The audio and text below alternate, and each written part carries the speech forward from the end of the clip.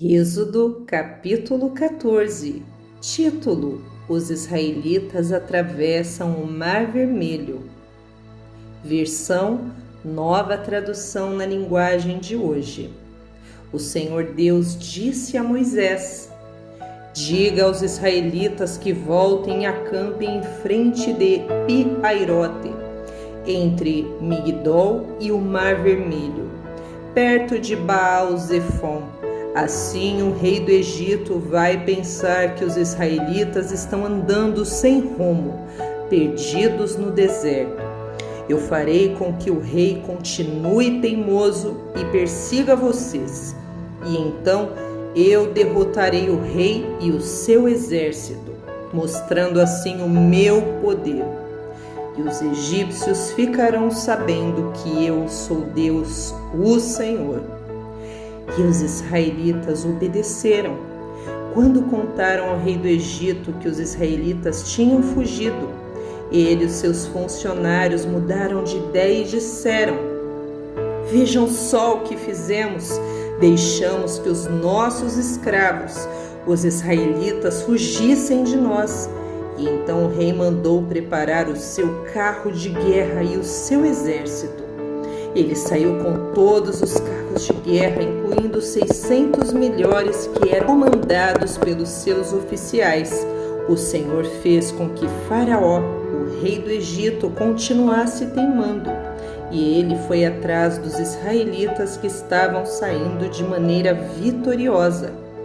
Os egípcios, com os seus cavalos, carros de guerra e cavaleiros, saíram atrás dos israelitas e os alcançaram aonde eles estavam acampados, na beira do Mar Vermelho, perto de Pi-Hairote e de Baal-Zefon. Quando os israelitas viram o rei e o seu exército marchando contra eles, ficaram apavorados e gritaram pedindo ajuda de Deus o Senhor. E disseram a Moisés: será que não havia sepulturas no Egito?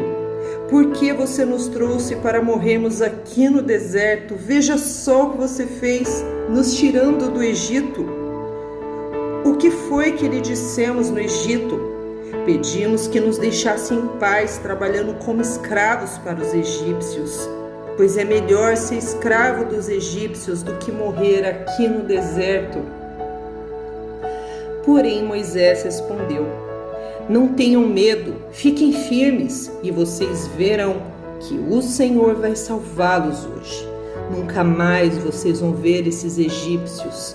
Vocês não terão de fazer nada. O Senhor lutará por vocês. O Senhor Deus disse a Moisés: por que você está me pedindo ajuda? Diga ao povo que marche. Levante o bastão e estenda sobre o mar. A água se dividirá e os israelitas poderão passar em terra seca pelo meio do mar. Eu farei com que os egípcios fiquem ainda mais teimosos e eles entrarão no mar atrás dos israelitas. E eu ficarei famoso quando derrotar o rei do Egito e todo o seu exército, os seus carros de guerras e seus cavaleiros. Quando eu derrotar os egípcios, eles saberão que eu sou Deus, o Senhor. E então o anjo de Deus, que ia na frente dos israelitas, mudou de lugar e passou para trás. Também a coluna de nuvem saiu da frente deles e foi para trás, ficando entre os egípcios e os israelitas. A nuvem era escura para os egípcios, porém iluminava o povo de Israel. Assim, durante a noite inteira, o exército egípcio não conseguiu chegar perto dos israelitas. Moisés estendeu a mão sobre o mar e Deus, o Senhor, com um vento leste muito forte, fez com que o mar recuasse. O vento soprou a noite inteira e fez o mar virar terra seca. As águas foram divididas e os israelitas passaram pelo mar em terra seca, com muralhas de águas nos dois lados.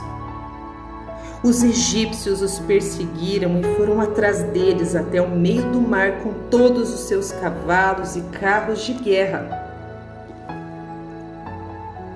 Logo antes de amanhecer da coluna de fogo e de nuvem, o Senhor olhou para o exército dos egípcios e fez com que eles ficassem apavorados.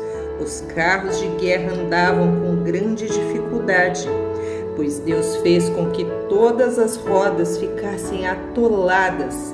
E então os egípcios disseram: vamos fugir dos israelitas, o Senhor está lutando a favor deles e contra nós. E então o Senhor Deus disse a Moisés: estenda a mão sobre o mar para que as águas voltem e cubram os egípcios, os seus carros de guerras e os seus cavaleiros. Moisés estendeu a mão sobre o mar, e quando amanheceu, o mar voltou ao normal. Os egípcios tentaram escapar das águas, porém o Senhor os jogou dentro do mar.